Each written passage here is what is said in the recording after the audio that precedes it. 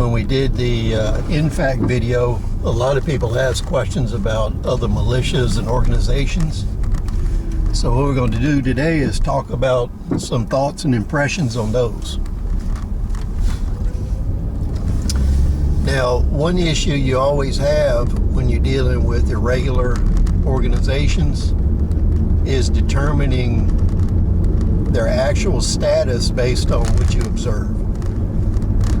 With a lot of these organizations, information is not good. The availability of it is poor, and a lot of the information you do get is propaganda. Some organizations try to look stronger than they are.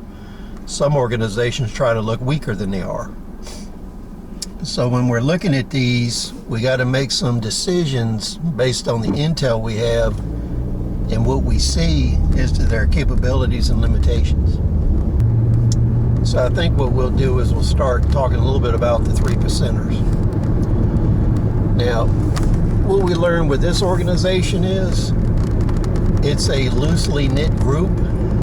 Some groups claim to be part of the 3% organization on a national level, but they're not. And some of these are political organizations versus militia. So when we're looking at the 3%ers, we need to make a distinction between the political arm and the militia arm of that organization. Because when you're looking at them, the mobilization of them, they mobilize small amounts of militia type forces. They don't mobilize large amounts of people. But on the political side, it appears that the political organization is pretty large. So they have a lot of supporters, and they have a lot of logistics that could stand behind them and support them in a time of need. So when we're looking at the 3%ers, the first thing we need to do is get rid of the associations with groups that claim to be part of that organization, but they're not. And a lot of them are claiming that in order to get support.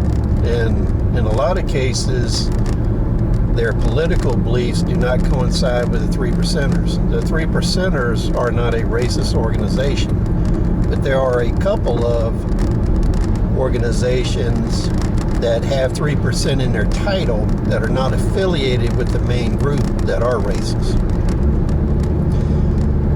So when you look at the political portion of the actual 3%ers, they're pretty much pro-constitutional, anti-riot. They like stability. They want restoration of constitutional principles. The militia portion of them, when you look at them, they're across the board as far as capabilities and weaponry. So looking at video across the nation on some of the deployments, you have people, a lot of them in the 30 to 40-year-old range up to 50-year-old that deploy, and they have a mixture of weaponry. It all looks like that they are self-equipped. They do not appear to have a lot of funding behind them. So that's kind of some thoughts and impressions on them. So looking at 3%ers, I've seen everything from shotguns and hunting rifles all the way up to the best ARs and AKs you can get. So it's quite a mixture, and it looks like individual cadre and groups of 3%ers are all self-equipped, and they bring all kinds of equipment to bear. Now the next group we want to talk about is Oath Keepers.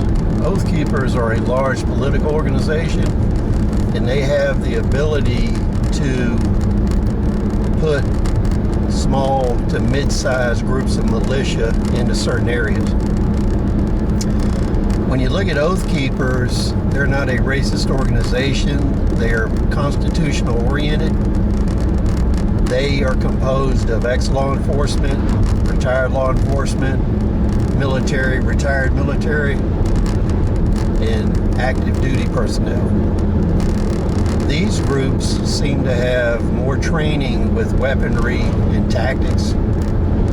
They usually have better equipment than some of the other militia groups.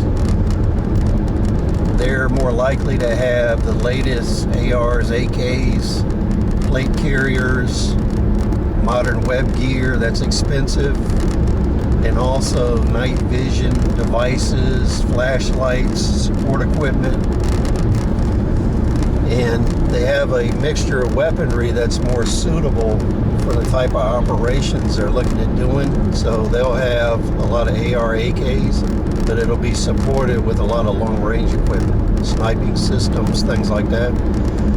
And as I've said, in their prior or current military and police service, they seem to have had more training on these things. Now, when we look at the Oath Keepers and we look at the 3 percenters, when you look at those two groups, there's some similarities. One is they seem more localized in their militia operations versus the political operations. So I would say from a national standpoint, on the political side, they're a national organization. But as far as militia activities and the ability to project power via deployments, I see them as more of a localized phenomenon. I don't think they've reached the point yet where they have the financial capacity to actually occupy and maintain operations in areas for long periods of time. So when you compare them to Antifa and BLM, those two organizations are really well funded, and you can see through experience that both of those organizations have been able to maintain operations in areas for 3, 4, 5 months at a time. So that's taken a lot of outside money to support that.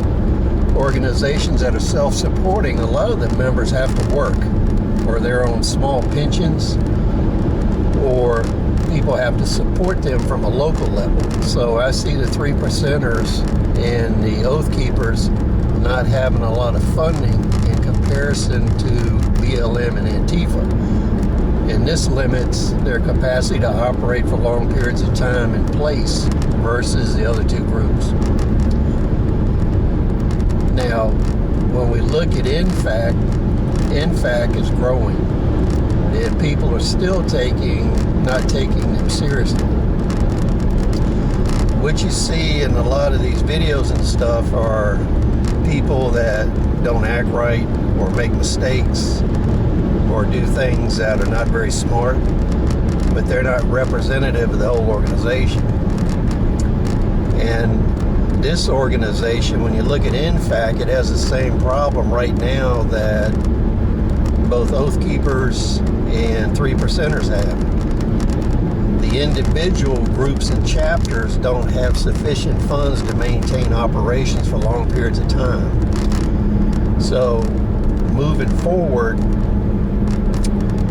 if they start getting more and more outside funding where they can stay in areas and maintain protests, marches, do their formations over long periods of time, the funding will allow that.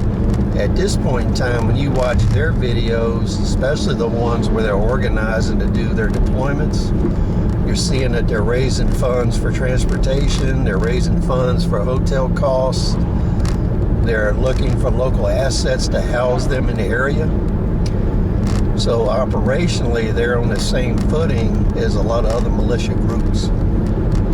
Now, one thing I want to talk about with militia groups is you have two main focuses.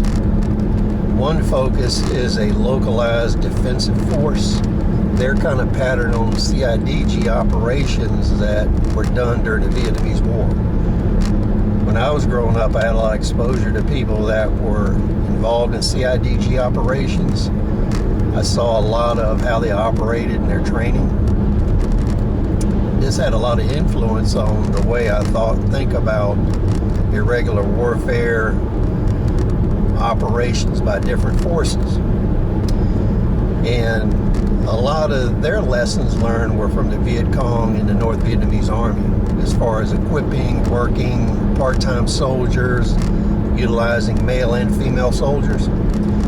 And when you look at NFAC and you look at 3 percenters, they both utilize female soldiers. Oath Keepers, I don't see that as much yet, but I think that's going to change over time because of manpower issues. So in a lot of these organizations, on the CIDG's operations side of it, where they're doing local security, they're involving a lot of people that are not mobile at a distance. So the other aspect of militia operations is projecting power at a distance. So their ability to project power at a distance and maintain operations, protests, whatever they're doing in a distant area is totally based on funding.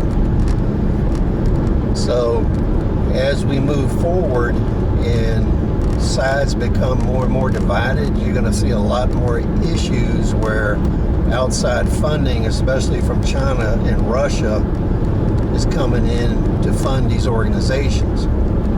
As this happens, they'll be able to maintain operations at a distance, and it takes out the issue of the part-time soldier having to support themselves. So all of these organizations right now, with the exception of Antifa and BLM, are pretty much limited in their operational capacity based on having part-time soldiers that have to work for a living. If they have the amount of funding that BLM and Antifa have, then you no longer have to have a self-supporting army. The army will be paid for, moved around, hotels will be provided, encampments are provided. When you look at Portland and Seattle, you see that the city there is actually allowing these forces that are tearing the city apart to stay in areas and encampments.